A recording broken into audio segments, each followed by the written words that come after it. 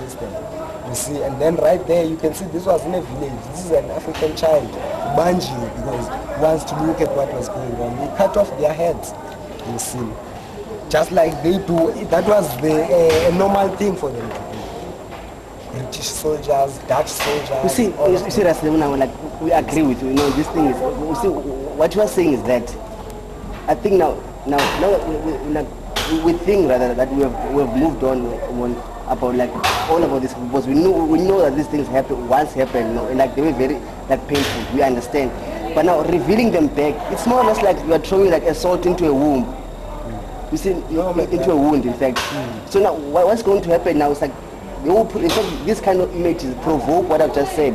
What I'm saying, hatred and anger. Because now, like, when you see this kind of things, like, how will I respond if when I see a white person after knowing that they've just did something, sort of thing like this? Like I just said, it's good that you want to bury the stuff, and stuff. And this is not just based on the ideology of a Rastafarian. No, it's based on you being an African.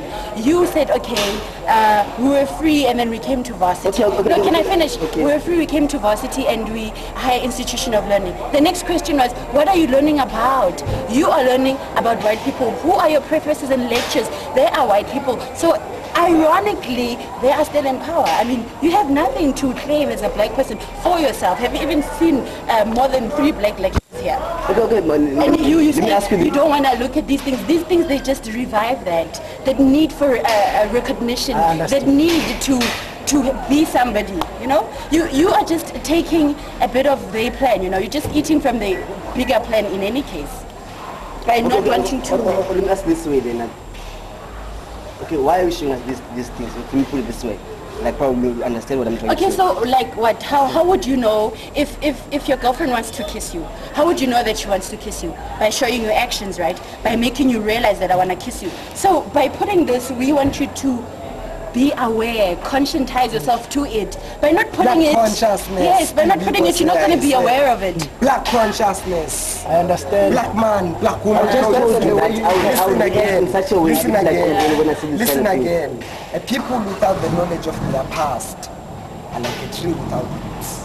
If you do not know where you come from, you cannot know where you are standing, and you cannot know where you are going.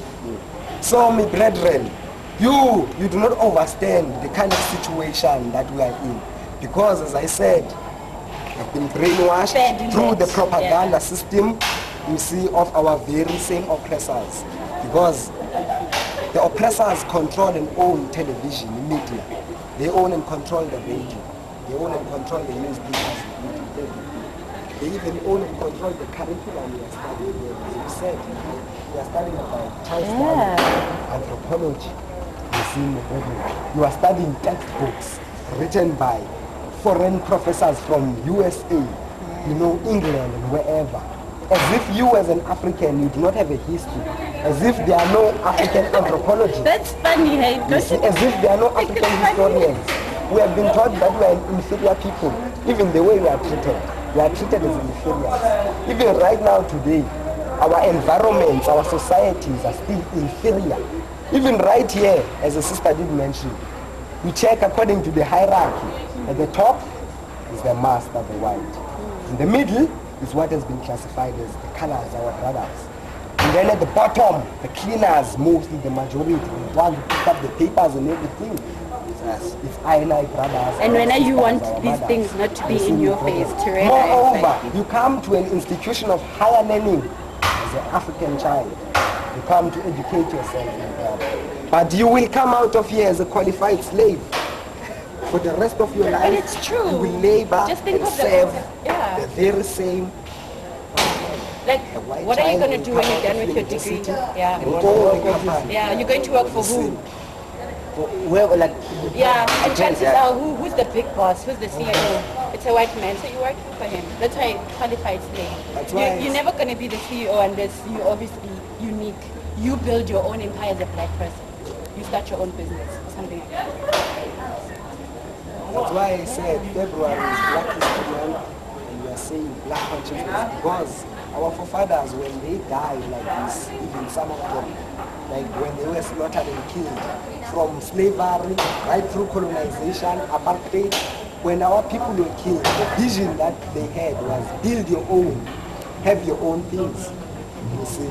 That's why many prophets have come say, emancipate yourselves, you see, from slavery, from mental slavery, from economic slavery, from all kinds of slavery. You see. As I'm saying, my brother, you just go into the details. We are still living in concentration camps that Hitler built the Jews. Genuinely. And you talk about reconciliation. You go to where you find white people, there's not even a black person. You talk about reconciliation. The same concept that he's preaching here is the concept of African, the PAC. That's why I'm saying that a lot of people, they're like sharing away from these things because they're thinking, oh my God, now I need to be a Rasta. I'm not ready, I don't want to be a Rasta. No. Even the PAC is propagating more or less the same thing. And actually, this is even beyond just politics, because this is more spiritual. That you, children of Zion, you see, when you forget your God, you are Almighty, shall send forth other nations to do these things to you. You see, you shall become the footstool of all these nations. You see, because you have forgotten yourselves, you have forgotten your God. You will worship even those other nations. You will even worship their gods. You see, my brethren. You see, even right now, for example, we are speaking in a foreign tongue, our master's tongue. You see, we cannot communicate with an indigenous language because the master's tongue is an international language. Why? Because it was the English, the British who walked all over the world, conquering the world, killing people, murdering all nations. It's not only black people who were killed like this. Indians were killed, Chinese were killed, kingdoms were destroyed by the British, the English, you see, the Portuguese, the Dutch, the French, all of these nations, you see.